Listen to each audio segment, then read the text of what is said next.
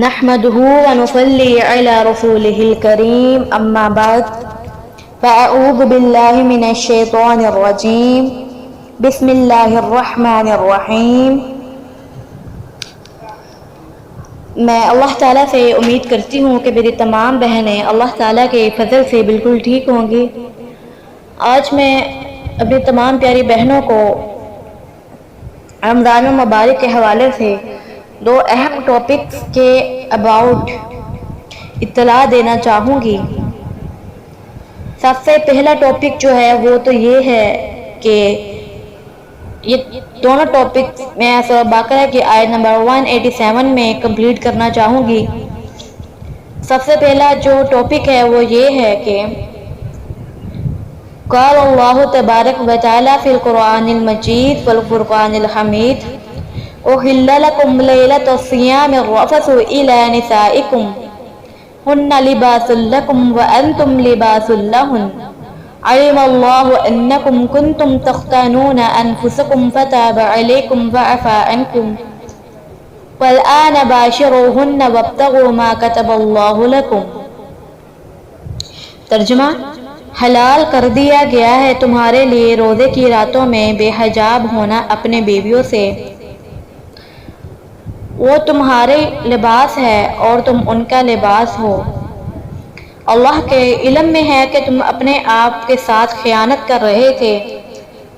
اور تمہیں معاف کر دیا، تو اب تم ان کے ساتھ ازواجی تعلقات یا تعلق زن و شوق قائم کرو اور تلاش کرو اس کو کہ جو کچھ اللہ تعالیٰ نے تمہارے لیے لکھ دیا ہے۔ سب سے پہلے تو اس آیت میں اللہ تعالیٰ نے رمضان المبارک کی راتوں میں یہ اپنی بیوی کے ساتھ ہم بستر کی کرنے کی اجازت دی ہے۔ اس کے اباؤٹ ایک واقعہ ہے، واقعہ میں آپ کو یہاں پر سنانا چاہوں گی، جو کہ یہ ہے کہ یہود کے ہاں شریعت میں روزہ شام کو ہی شروع ہو جاتا تھا اور رات بھی روزے میں شامل تھی، یعنی کہ جب وہ روزہ رکھ کے روزہ افطار کرتے تھے اور اس کے بعد جب وہ سوتے تھے تو ان کا جو اگلے دن کا وہ روزہ تھا، یعنی کہ تراویح پڑھنے کے بعد جب وہ سویا کرتے تھے تو وہ ان کا اگلے دن کا روزہ سٹارٹ ہو جاتا تھا، جس کی وجہ سے وہ اپنی عورتوں کے ساتھ ایسے میں تعلق بھی قائم نہیں کر سکتے تھے۔ یہود کے ہاں سحری وغیرہ کا بھی کوئی تصور نہیں تھا، جیسے ہی رات کو سوتے روزہ شروع ہو جاتا تھا اور اگلے دن غروب آفتاب تک روزہ رہتا۔ ہمارے ہاں اللہ تبارک و تعالیٰ نے روزوں میں یہ نرمی کی کہ ایک تو یہ کہ رات کو روزے سے خارج کر دیا گیا،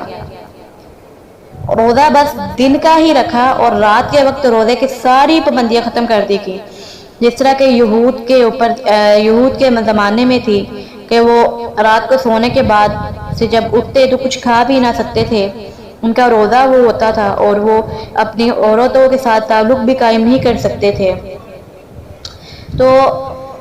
ایسے میں بعض مسلمان جو تھے یہ سمجھ رہے تھے نادانی کی وجہ سے کہ شاید ہمارے ہاں بھی روزے کے وہی احکام ہیں جو یہود کے ہاں ہیں، اس لیے ایسا بھی ہوتا تھا کہ روزوں کے راتوں میں بعض لوگ جذبات میں بیویوں سے مقاربت کر لیتے تھے، یعنی کہ ہم بستری کر لیتے تھے، لیکن دل میں یہی گمان کرتے تھے کہ شاید ہم نے کوئی غلط کام کیا ہے۔ یہاں اب ان کو اطمینان دلایا جا رہا ہے کہ تمہارے لیے روزوں کی راتوں میں اپنے بیویوں کے پاس جانا حلال کر دیا گیا ہے، ہن لباس لکم وانتم لباس لہن، کہ وہ تمہارے لیے لباس ہے اور تم ان کے لیے لباس ہو۔ جیسے لباس میں اور جسم میں کوئی پردہ نہیں، ایسے ہی بیوی میں اور شوہر میں کوئی پردہ نہیں۔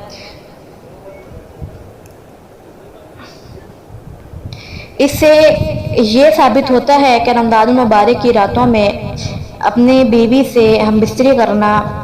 صحیح ہے، گناہ کا کام نہیں ہے، لیکن سوائے کچھ دنوں کے جو کہ میں نیکسٹ آپ کو بتاؤں گی اسی ٹاپک کے لاسٹ پر۔ اور